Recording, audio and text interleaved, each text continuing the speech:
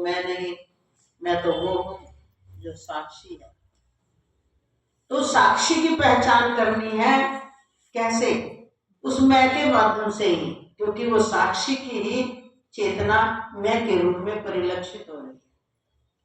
वही भाग इन इंद्रियों में मिलकर, विषयों में मिलकर, 5 इंद्रियों के 5 विषय और इन विषयों में मिलकर इनका भोग करती हुई सुख और दुख का अनुभव कर रही है।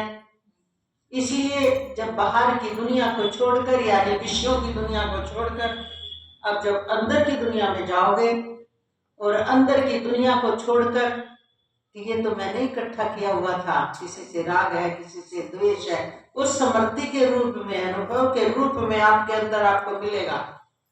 और जब आप उसे काटोगे तो आपको दिक्कत होगी, अरे नहीं नहीं, उसके बिना मैं नहीं रह सकता, नहीं उसके बिना नहीं रह सकता, ये तो मेरा ही पसारा है, इसके बिना तो मैं खाली हो जाऊंगा, मेरे पास क्या रहेगा, फिर तो जैसे मेरा कोई अस्तित्व तो ही नहीं रहेगा, इन सबसे तो मैं हूं। ऐसा इस जीवात्मा के रूप में इसकी मान्यता हो गई। अब धीरे धीरे संतों के उपदेश सुन करके हमारे ऋषियों ने जो हमें निचोड़ निकाल कर दिया है, उनकी वाणी को साथ लेकर के, वो हमारी महापुरुषों की वाणी हमारा संबल है, सहारा। जैसे अंधेरे में जाना हो तो बैटरी का सहारा होता है, ऐसे ऋषियों की वाणी, सतगुरु की वाणी हमारा संबल है। उसी के आधार पर हम इन विषयों से और अंदर की वासनाओं से जंग लड़ते लड़ते लड़ते लड़ते जब अंदर तक पहुंच जाते हैं ना, ये है गहरा पानी। वहां जाकर मिट जाती है खेंचातानी, वहां जाकर मिटती है खेंचातानी। उससे पहले खेंचातानी, कैसे खेंचातानी है? ये विषयों की लहरें अपनी तरफ खींचती है और सदगुरु का उपदेश अपनी तरफ खींचता है। तो वहां पहुंचकर विषयों का खींचना, विषयों को अपनी तरफ, जो विषय अपनी तरफ खींच रहे हैं, उनका वो खिंचाव बंद हो जाता है। फिर क्या रहता है? सदगुरु का उपदेश, ऋषि मुनियों का उपदेश, वेद का सिद्धांत वहां पर समझ आने लगता है। और जो जो वेद का सिद्धांत है, आत्मबोध है कि ये है आत्मा, ऐसा है आत्मा, ऐसा है आत्मा, ये भी तू नहीं है, ये भी तू नहीं है, ये भी तू नहीं है, ये भी तू नहीं है, जब वो काटता चला जाता है, काटता चला जाता है, काटता चला जाता है, तो किसके द्वारा? ऋषियों की, सदगुरु की वाणी के द्वारा सबसे जंग लड़ रहा है। और जब वो जंग लड़ते लड़ते इतना स्वयं सबल हो जाता है, फिर पाता है कि मैं ही स्वयं के रूप में अपने दर्शन करता है। पायो रे मैंने आत्म परमानंद सर्व पायो, आत्म हीरा पायो, तब उसकी स्थिति बनती है। तब वो बाहर लौटता है, गया था कुछ और आया बनकर कुछ। देखो, देखने वालों को तो वैसा ही लगता है, गया था कुछ बनकर, वहां मैं कर्ता भाव था जब गया था, मैं पना जीवित था। अब शब्दों में, व्यवहार में मैं पना रह गया, अब आया है लौटकर, बस सब कुछ मैं ही है। क्या बनकर आया? मैं। बस मैं जो कहते हैं ना, मैं, वो मैं ही है, बस है के रूप में विद्यमान है, और उस है की तरंग का नाम ही मैं है, और इसके अलावा मैं कुछ नहीं है। ये उसका ज्ञान निकल कर आया, अब शांति लौटेगा ना। इसलिए आत्मबोध के द्वारा ऋषियों ने समझाया, आत्मबोध उपनिषद हमें भीतर की दुनिया में नहीं, बाहर की दुनिया में नहीं, भीतर की दुनिया में ले जाता है। ये हमें बताता है कि जो ब्रह्मांड बाहर दिखता है ना, वह उसी चेतना का विस्तार है। इसीलिए तो हमारे महापुरुषों ने कहा है कि चेतना का विकास ही आत्मबोध है। जितना जितना हमारी चेतना का, देखो आज हम आपको एक उदाहरण देते हैं। आपकी स्मृति में कोई बात रहेगी ना, चाहे वो कार्य आपने किया था पर आपकी स्मृति में नहीं है, आपको दुख देता है? नहीं। और पिछले जन्म में आप क्या थे क्या नहीं थे, आपकी स्मृति में नहीं है। जब वो हमारी स्मृति में नहीं है तो हम पिछले जन्म से दुखी भी नहीं है। तो वो क्या हो गया? हमारी चेतना नहीं है ना वहां से।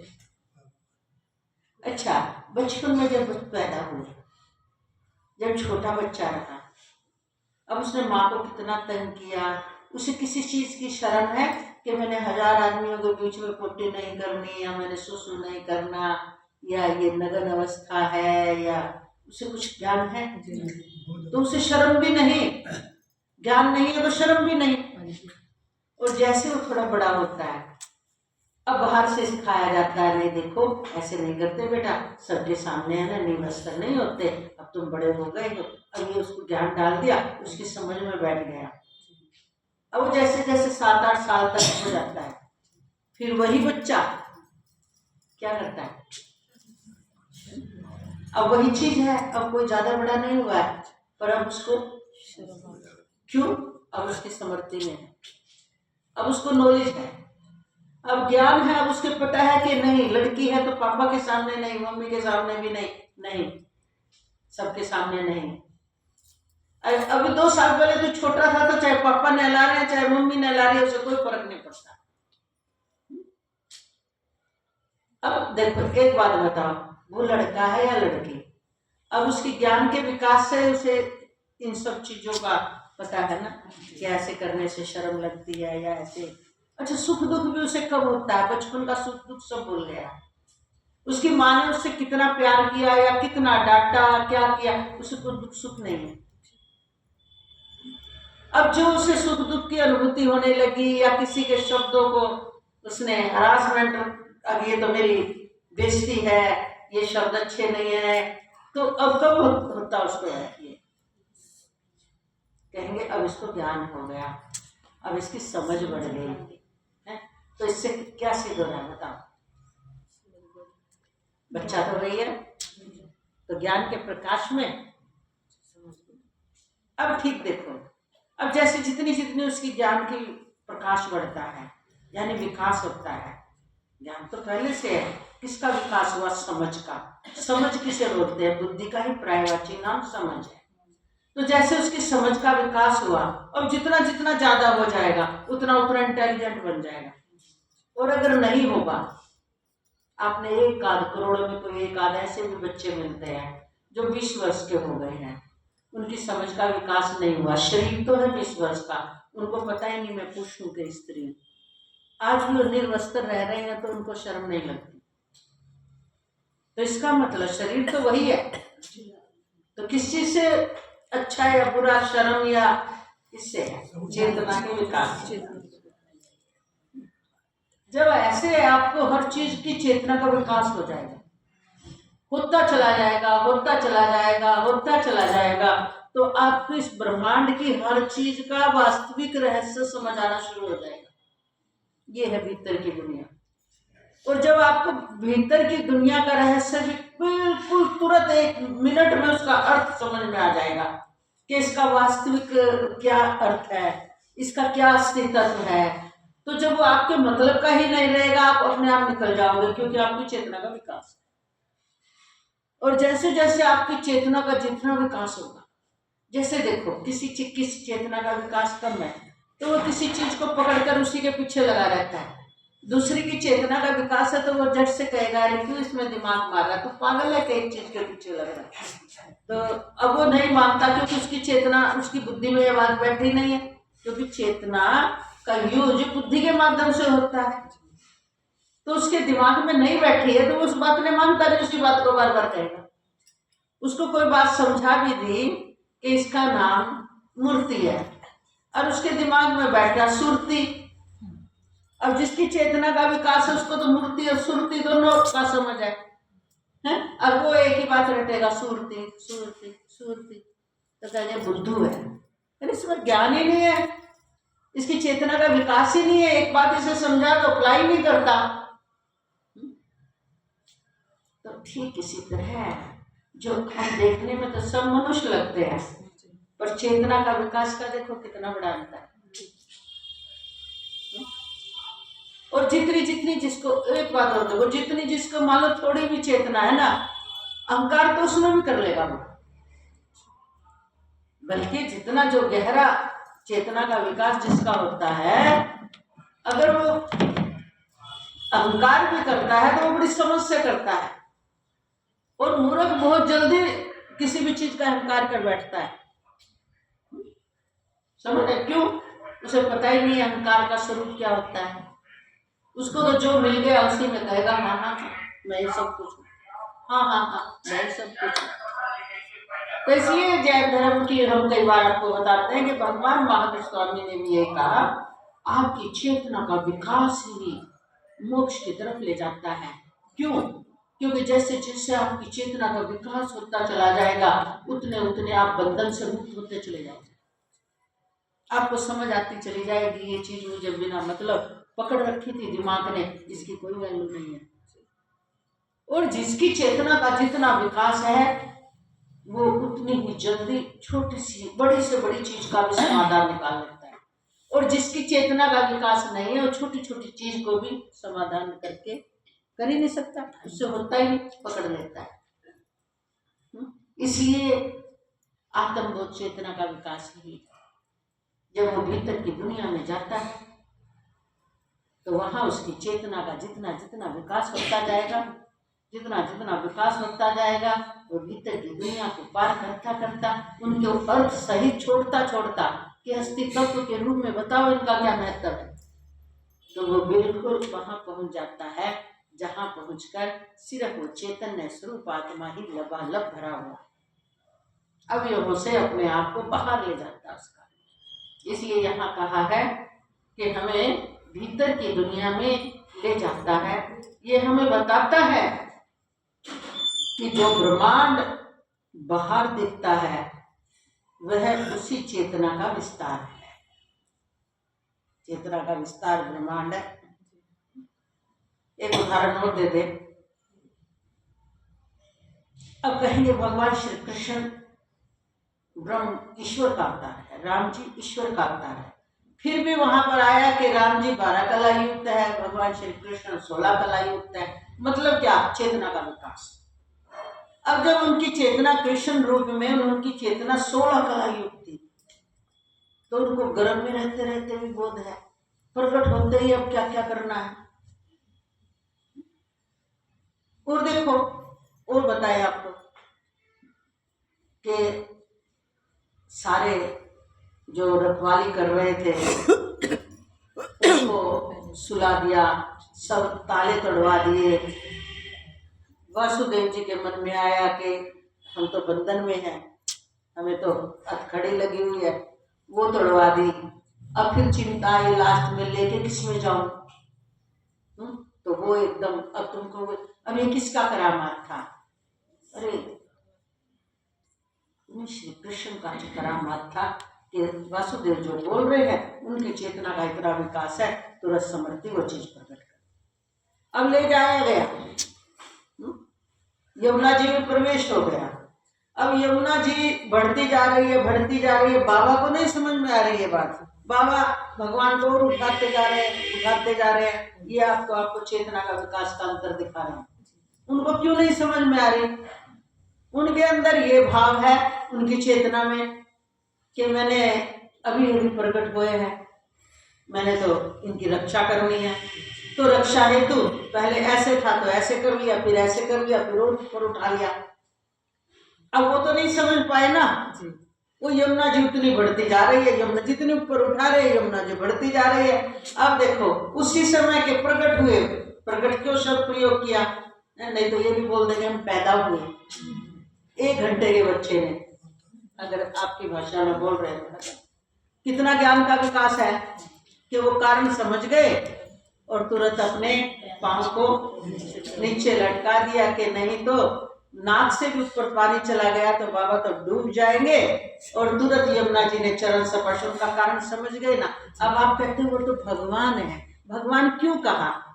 चेतना का इतना विकास है कि तुरंत कारण को समझ जाना। भगवान क्यों कहा? कि उनको बालपन भी, उनके बालपन में जो होता है ना, बालकपन अज्ञान में, अज्ञान होता बालकपन में, तो वो बालकपन का ज्ञान भी उनको आच्छादित नहीं कर रहा उनके ज्ञान को। ये है अखंड चेतना का विकास। और अखंड चेतना का विकास और अखंड चेतना में रहना ही तो ईश्वर उपाधि है। अब ये देखो, और अगर जितनी जितनी हम लोगों की चेतना भी बढ़ती चली जाएगी हम उतने उतने कम शब्दों में बात करना। आप लोग ज्यादा शब्दों में बात क्यों करते हो? क्योंकि आपको स्वयं नहीं समझ आती, आप सोचते दूसरे को भी पूरा रिप्लाई करके समझाना पड़ेगा, अपनी सफाई देनी पड़ेगी, बताना पड़ेगा, जब उस व्यक्ति को समझ आएगी। और ये पता नहीं है जिसकी चेतना का विकास है, आपने शुरू करी और समझ गया ये क्या बोल रहा है, ये क्या सफाई देने के चक्कर में है या क्या बात बताने के चक्कर में है। आपको आपका विकास नहीं, आपको लगता है मैंने कुछ बताया नहीं, आप ऐसे कैसे कह रहे हो? यही अंतर है। एक घर में पति पत्नी हो जाए, मान लो एक बुद्धू हो जाए एक बुद्ध हो जाए, पति पत्नी एक बुद्धू हो जाए एक बुद्ध हो जाए, हम ये नहीं कहेंगे पत्नी हो जाए या पति, यानी एक की चेतना का इतना विकास हो, अब उनकी पटेगी आपस में। मान लो पति बुद्ध है पत्नी बुद्धू है, यानी पत्नी का विकास नहीं है, तो वो तो उसने पढ़ लिया समझेगा, तेरा अकल नहीं है तो तुझे क्या पता है? अब पति को भी अगर ज्ञान का प्रकाश है, उसकी चेतना बारीक है, उसकी सूक्ष्म है, उसका विकास है, पर लगी व्यवहार में, तो वो चेतना अपनी धर्म पत्नी को नीचा दिखाने के काम करेगी। क्यों? उसको समझ नहीं आती, देर से बात आती है। और पति का दिमाग इतना तेज है, तो बोला तो यही जाएगा ना, दिमाग तेज, वो 1 मिनट में समझ जाता है, तो वो दुरुपयोग करता है। अगर वो धार्मिक होगा, उसके ज्ञान का विकास होगा, शास्त्रों का ज्ञान होगा, सतगुरु की वाणी का प्रकाश अंदर में रखता होगा, ऋषि मुनियों के सिद्धांत को जानता होगा, तो वो क्या करेगा?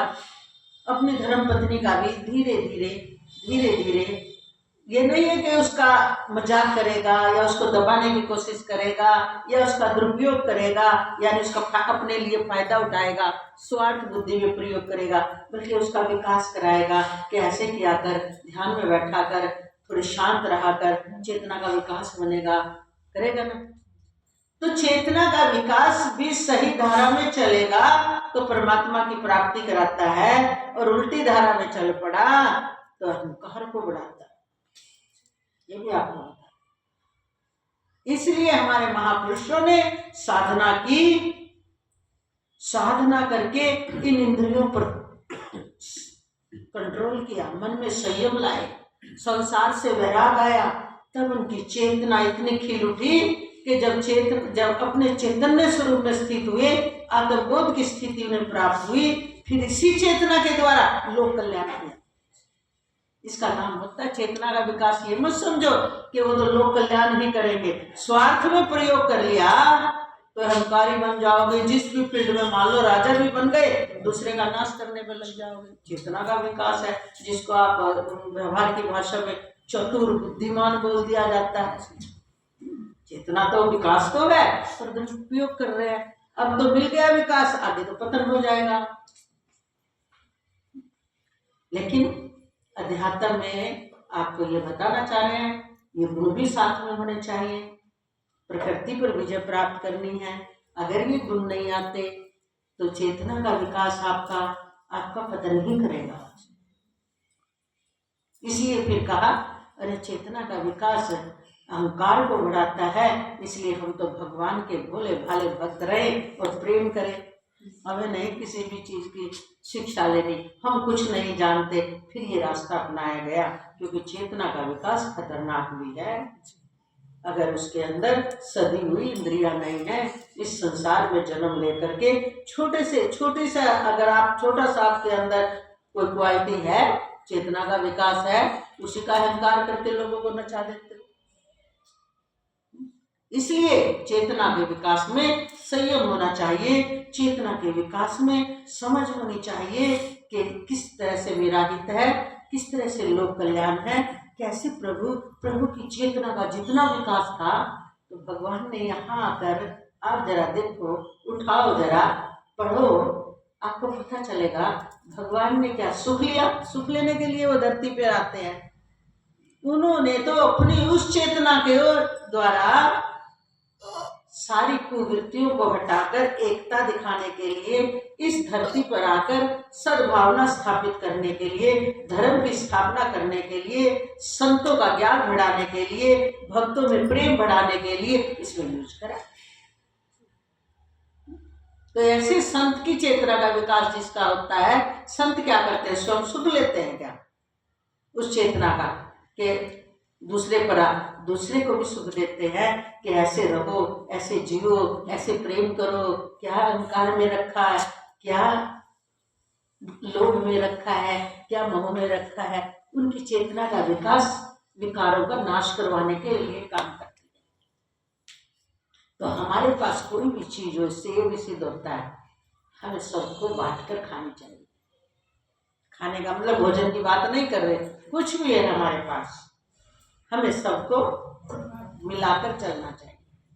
क्योंकि चेतना का विकास से हमें ये समझ जाना चाहिए ना, एक ही है, एक परमात्मा ही सर्व रूप में है। और वो देखो ना, उसकी चेतना का आप जरा तोल करो, कितना बड़ा होगा वो, कितनी चेतना बढ़ा लो तब भी वो जो कहते हैं, एक एक मनुष्य अपनी चेतना का विकास कर लो तब भी आप बता नहीं पाओगे भगवान की चेतना और कितनी है, अनंत है, क्योंकि वो चैतन्य स्वरूप है।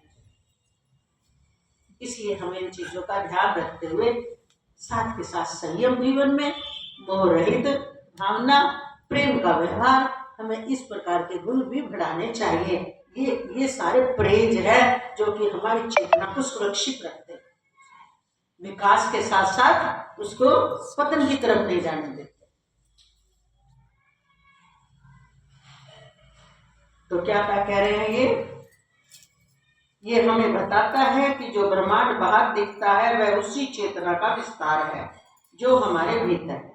एक ही चेतना है, भीतर बाहर एक ही है, पर इस ज्ञान तक पहुंचने का मार्ग आसान नहीं। ये उपनिषद एक द्वार है जिसे खोलने के लिए क्या चाहिए, मौन और श्रद्धा। क्या चाहिए, मौन का मतलब क्रियाकलापों से, आप मौन इसको मत सोचो वाणी का मौन, मौन और श्रद्धा। श्रद्धा कितनी होनी चाहिए, उस शरीर को धारण करने की पावर, इतनी श्रद्धा।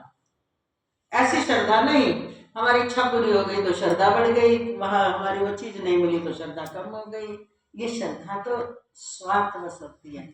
श्रद्धा वो श्रेय को प्राप्त करने की श्रद्धा ही वास्तविक श्रद्धा होती है।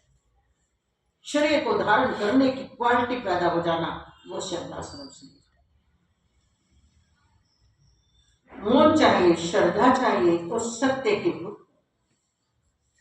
झूठ में कब तक जियोगे, और आपको स्वयं को छोड़कर सब झूठ है। अंदर जाओ बाहर जाओ, आपको सब कुछ भूलोक सब झूठ है, जल थल सब झूठ है, सब झूठ है। जब आपको ये जचे तब आप सत्य की खोज करके उस सत्य को प्राप्त करोगे, और उस सत्य को किस रूप में पाओगे, अपने स्वयं के आत्मा के रूप में पाओगे। और ये आत्मा ही सर्वत्र व्यापी परमात्मा के रूप में आपको दिखाई देगा, तब आप ये कहोगे ये सत्य है। और पर पहले इससे पहले हमारे अंदर में क्या होनी चाहिए, सत्य की भूख। जैसे आम मनुष्य को क्या होती है, भोगों की भूख। मेरे भी कभी पैसा होगा, मेरे को भी कभी सुख मिलेगा। लोगों की मान्यता क्या है, पैसे से सुख। कितनी बड़ी भ्रांति है। पैसे से सुख होता तो बड़े बड़े सुखी हो जाते हैं। पैसे से तो और कई प्रकार की बुराई आ जाती है, पर उन बुराइयों के उस समय वासना के रूप में आपके अंदर बैठी है ना, तो आप उनका उपभोग करते हो और उतने ही अपने सत्य से दूर चले जाते।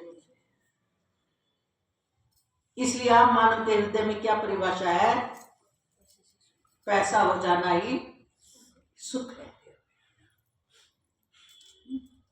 तो वो भ्रांति मिट जाए, और कौन सा सत्य, कौन सी भूख हो। कहा जाता है कि वैदिक काल के उत्तरार्ध में, वैदिक काल के वेदों का जब यज्ञ आदि किया जाता था, वेदों के ऋचाओं के द्वारा जो वेद मंत्र थे, तो उनको करते करते पूर्व काल होता है शुरू करना है, और उत्तरार्ध होता है करते करते जब उनका एंड हो जाए, यानी कि उत्तरार्ध में जब यज्ञों का शोर धीमा पड़ गया, करते करते थकोगे भाई। अब हमारे माँ भगवती के नवरात्रे चल रहे हैं, आज दूसरा है, आपको पता ना हो, और हम कहते 12 महीने चलेंगे, बोर हो जाओगे ना।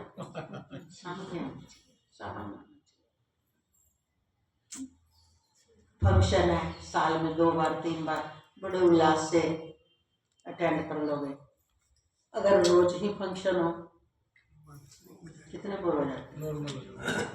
तो इसी तरह कोई क्रिया हमें लाख में थकाती है, उससे उपरांता जाती है। इसलिए यहाँ क्या कह दिया, यज्ञ का शोर धीमा पड़ गया जब वेद पाठ की ध्वनि मौन में विलीन हो गई। जो वेद पाठ होगी, वेद की ऋचाओं की ध्वनि थी, अब क्या हो गई, शांत। पहली बार भीतर झांक कर कहा, नहीं तो हम क्या करते हैं, देखो कितने ऐसे हैं अपने सुला 1 मिनट भी मौन रह ही नहीं सकते। मौन का मतलब ना कोई विचार, ना कोई जाप, ना कोई मतलब किसी तरह का चिंतन ही नहीं, पूरे जागरूक और पूरे शांत हो। उस सुख को देखो, टिकोगे नहीं तो भी उसी समय लग जाओगे, या तो नाम जाप में लग जाओगे, या इधर उधर की सोचने लग जाओगे। और 10 मिनट बैठना पड़ा तो लिया मोबाइल, और मोबाइल में खोल के बैठ जाओगे। क्यों बोलोगे? या तो किसी काम में लगाओ, या किसी की बात में लगाओ, या कुछ क्रिया चाहिए हमें। क्रिया का अभ्यास पड़ा है ना, क्रिया का अभ्यास पड़ा, हमें क्रिया चाहिए। जैसे क्रिया रहे तो या फिर नींद आ जाए, नींद आ गई तो वो भी क्रिया है नींद। जब कुछ ना हो, कुछ भी ना हो, शांत होकर बैठो, बैठे नहीं पाओगे, अभ्यास करना है। शांत अवस्था का जो सुख है ना, जिसने ले लिया फिर वो डिमांड करता है कि नहीं, सब झंझट है। अरे खाने पीने का झंझट है, कहीं की हमने याद देखी, कुछ पास में रखेंगे, अब और नहीं तो अरे खाली बैठे थे, बोर हो रहे थे, कुछ खाना शुरू कर दिया, खाना भी उनका मनोरंजन हो जाता है। बोले इसीलिए हम पास में रखते हैं, और नहीं तो कुछ चने चबा लें थोड़ी देर, ताकि कुछ तो एक्टिविटी हो। तो ये सब खटपट है, और ये खटपट जीवात्मा को पड़ी हुई है, उस बेचारे का कसूर ही नहीं है, उसे पता ही नहीं है वास्तविक सुख, वास्तविक सत्य क्या है। इसलिए क्या कह दिया यहाँ पर, जब वेद पाठ की ध्वनि मौन में विलीन हुई तब क्या हुआ, बोले तब ऋषियों ने पहली बार भीतर झांक कर कहा। क्या कहा भीतर झांक कर? बोले ब्रह्म बाहर नहीं भीतर है, क्यों वो सुख आया। क्रियाएं सब करके देख ली ना, क्रियाएं सब करके देख ली। जब क्रियाएं सब करके देख लो, और जब क्रियाएं करते करते थकोगे भाई, फिर आप उससे भी रुकोगे नहीं। पहले तो जब मेरी शुरू करी ना क्रिया, सुख आया, बड़ा सुख आया, और उसी क्रिया को करते करते उससे बोर होने लग जाओगे। चाहे आप जाप भी करते हो, हर समय जाप करो, उठते बैठते स्वतंत्रता से, उसमें बोर नहीं होगे। लेकिन कहेंगे माला जपा कर बैठ के 1 घंटा 2 घंटे 3 घंटे, जो आपको शुरू में आनंद आएगा, बाद में तो लटक पटक आपने अगर अनुष्ठान 21 दिन का कर लिया, फिर देखना आप कैसे करोगे। लगेगा तो बंधन हो गया मेरे साथ, अरे टाइम भी नहीं, आज शरीर ठीक नहीं, आज कहीं जाना है, जाप करना है। देखो जबकि शुभ कर्म है, और जाप तुम वैसे भी करते हो, तो देखो जीवात्मा का सहज स्वभाव क्या हुआ, स्वतंत्र रहना। इसीलिए हमारे वेदांती महापुरुष कहते हैं, मंत्र जाप, चलते फिरते, बर्तन साफ कर रहे हो, कुछ और सोच रहा है दिमाग, जाप में लगा जाओ। भोजन बना रहे हो, कुछ और में लगाओ, जाप में लगा दो। बिस्तर पर बैठे हो, कुछ और को याद कर रहे हो, बहन बेटी को, जाप में लगा दो। तो वो कह रहे तुम हर समय जाप में लगाओ, ऐसा अभ्यास बनाओ कि जाप आपकी एक ऐसी पूंजी बन जाए, जैसे अपने साथ रहते, जैसे वस्त्र के बिना, सबको पता है वस्त्र हमारे शरीर से अलग है, फिर भी आप वस्त्र के बिना अपने आप को सुरक्षित नहीं मानते। ठीक ऐसे ही जाप हमारे अंदर ऐसा हो जाए कि जाप से ही हम सुरक्षित है पूरे, और हमारे कुछ नहीं रहा, बस प्रभु का जाप चल रहा है, सब मिट जाए और आपको अब करने की ना जीभ हिलानी पड़े ना गला हिलाना पड़े, और आपका जाप चल रहा है। जब शुरू किया तो जीभ से किया था, अब जीभ मौन रहने लगी, अब गले से चल रहा है, अब दिमाग से चल रहा है। धीरे धीरे आप देखोगे जब जाप का जो फल है ना, इसी को बोलते हैं अजपा जाप। तो अपने आप समृद्धि में, अपने आप समृद्धि में तो हर काम जब आप शुरू करोगे ना, जो आपको बंधन में बांध कर करवाया दिया जाता है, उससे एक दिन वो आप उपराम होगे। आप कहते हो कि बंधन में बांध कर किया जाता है जी, वैसे सत्संग कर छोड़ दो, तो किया नहीं जाता। हाँ, इसका भी एक रहस्य है, हमारे महापुरुषों ने इसका भी निचोड़ निकाला कि पहले बंधन में क्यों बांधा जाता है, अभ्यास के लिए पहले, फिर जब अभ्यास बन जाता है, फिर आप बंधन मुक्त होकर उस अभ्यास को किए बिना रह नहीं सकते, आपकी आदत में आ गए। तो इसलिए हमें आदत में कौन किसको लाना चाहिए, जिसका फल अविनाशी है। जिसका फल नाशी है वो क्यों आदतों के अधीन बनाए। बोले पहले तो खाता नहीं था, खाए बिना ही नहीं रहा जाता। पहले कभी शराब नहीं पी, एक घूंट में नशा चढ़ गया था, बोतल भी चढ़ाए बिना नहीं रह सकता। आदत का फल देखो। पहले मोबाइल नहीं थे, उड़ा करते थे क्या? थी नहीं किसी के पास, गुज्जा लगता था। लैंडलाइन के लिए भी अरे हालत में दूर रखा है। जब लैंडलाइन आए जब भी सबके घरों में नहीं। आज 50 साल पहले टीवी भी किसी किसी के होगा। तो जब